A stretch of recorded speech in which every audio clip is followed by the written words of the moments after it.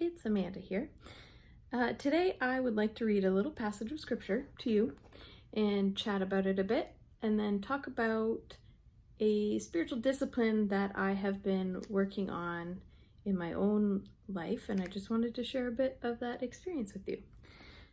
So the passage I would like to read to you, it's probably familiar. It's found in 1 Samuel chapter 3. I'm going to start reading at verse 2. So this is actually when the Lord calls Samuel. Verse 2. One night, Eli, whose eyes were becoming so weak that he could barely see, was lying down in his usual place. The lamp of God had not yet gone out, and Samuel was lying down in the house of the Lord, where the ark of God was.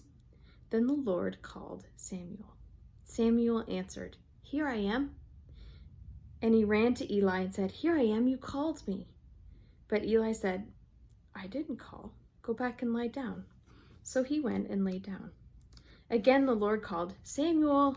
And Samuel got up and went to Eli and said, "Here I am, you called me." "My son," Eli said, "I did not call.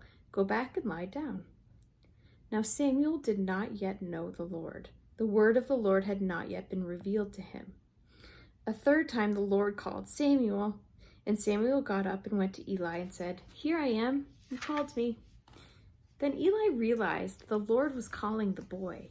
So Eli told Samuel, "Go and lie down. And if he calls you, say, 'Speak, Lord, for your servant is listening.'" So Samuel went and lay down in his place. The Lord came and stood there, calling as the other times, "Samuel, Samuel." Then Samuel said, "Speak, for your servant is listening."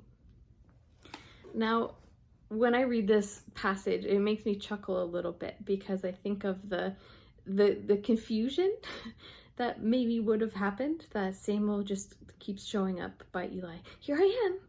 And Eli's going, "Nope, you're hearing things." So in first instinct, it makes me chuckle a little bit.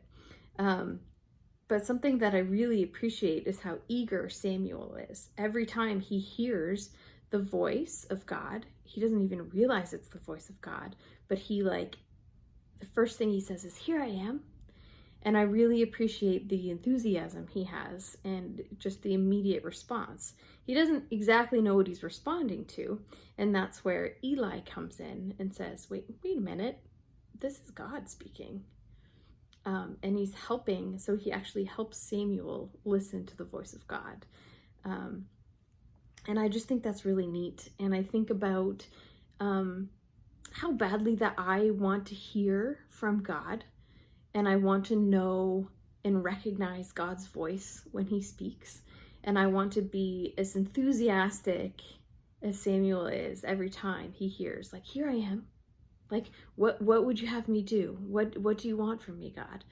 And so I think that's really something that I strive for. And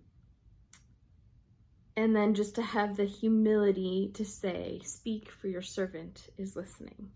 So I just want to put myself in the posture of offering myself to God, saying, "Here I am," when I hear his voice, and then saying, "Speak, for your servant is listening." Now that's easier said than done, of course, because we live very busy lives and it's chaotic and noisy, and everywhere you go, there's always music playing in a store, and there's just always something to listen to or to consume or to be entertained by. And I know that I love listening to music and I love watching TV, and I like my days to be full. And I know, especially, I've been spending a lot of time alone during the day when Luke's at work.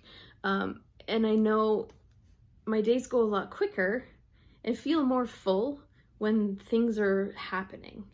But then I started to realize, well, I want to hear from God, but am I giving him the space to speak?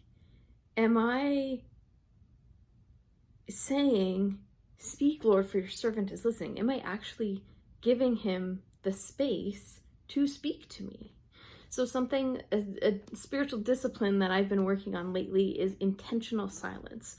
So during those times that I would normally throw on a podcast or some music or something when I'm cooking dinner or folding laundry or something, and I have something going on in the background just to pass the time. I've started to set aside times of intentional silence. And when I was working more, this would be great on my commute. So my morning commute would be totally silent the whole way. And at first, you last maybe like 10, 15 minutes. And it just feels like it's never going to end. And then eventually I would spend my whole hour of driving just in silence, just listening and waiting for the voice of God to speak. So that silence has been really instrumental in my spiritual life lately, just because I'm allowing God that space to speak. So I would challenge you, if that's something that is compelling to you, maybe instead of listening to music in your car, or throwing on music when you're cooking, or you're just doing those little chores and tasks throughout the day, I would challenge you to do it in silence, if that's possible, and just offer yourself to God and say, here I am. And then in the silence, say, speak, for your servant is listening.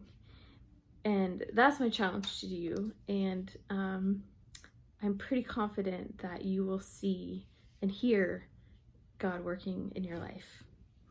So that's my challenge for your week. Turn off the music, turn off the TV, and just be silent for a little bit. See you later.